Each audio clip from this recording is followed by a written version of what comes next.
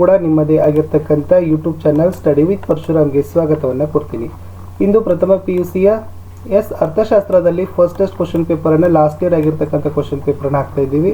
So ಸ್ನೇಹಿತರೆ, ಈ ಕ್ವಶನ್ಸ್ಗಳು repeat ಆಗ್ತಕ್ಕಂಥ ಚಾನ್ಸಸ್ ಇದ್ದಾವೆ. ತುಂಬಾ ಮೋಸ್ಟ್ ಇಂಪಾರ್ಟೆಂಟ್ ಕ್ವಶನ್ಸ್ ಇದ್ದಾವೆ.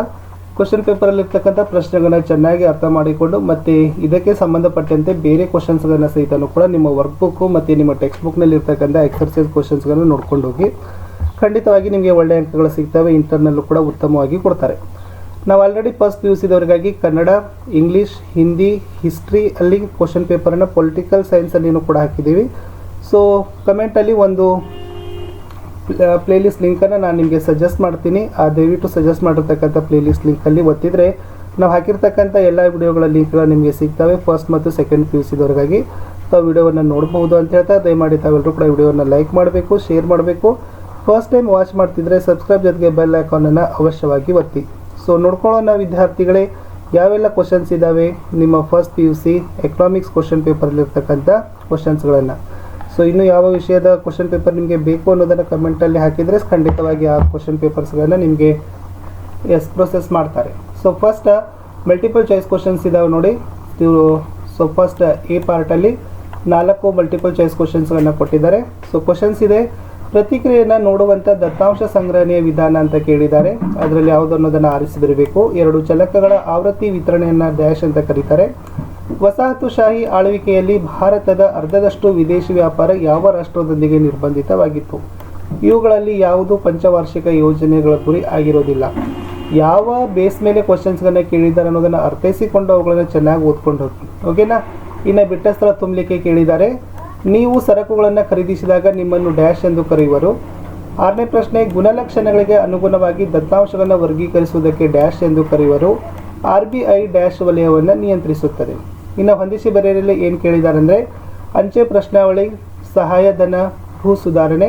ಸೊ ಇವುಗಳನ್ನು ತಾವೇನು ಮಾಡ್ಕೊಳ್ಬೇಕಪ್ಪ ಅಂತಂದರೆ ನೋಡ್ಕೊಳ್ಬೋದು.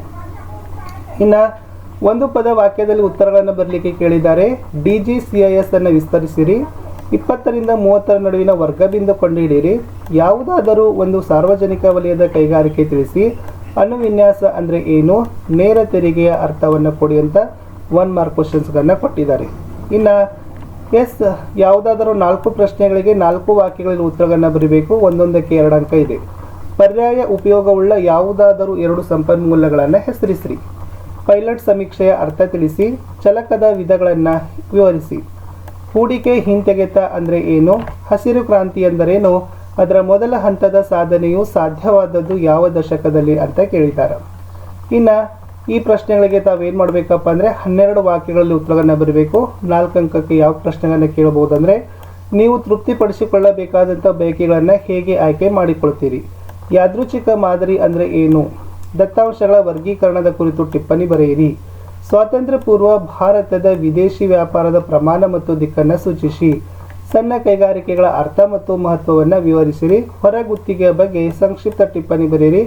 ಈ ಕ್ವಶನ್ಸನ್ನು ಚೆನ್ನಾಗಿ ಓದ್ಕೊಂಡು ಹೋಗಿ. ರಿಪೀಟ್ ಆಗ್ತಕ್ಕಂಥ ಚಾನ್ಸಸ್ ತುಂಬಾ ಇರ್ತಾವೆ. ಇನ್ನು 6 ಮಾರ್ಕ್ಸ್ಗೆ ಕ್ವಶನ್ಸ್ ಯಾವ್ದು ಬರ್ತದೆ ಅಂತಂದರೆ 20 ವಾಕ್ಯಗಳೆಲ್ಲ ಬರೀಬೇಕು. 2ರಲ್ಲಿ 1 ಕೇಳಿದ್ದಾರೆ.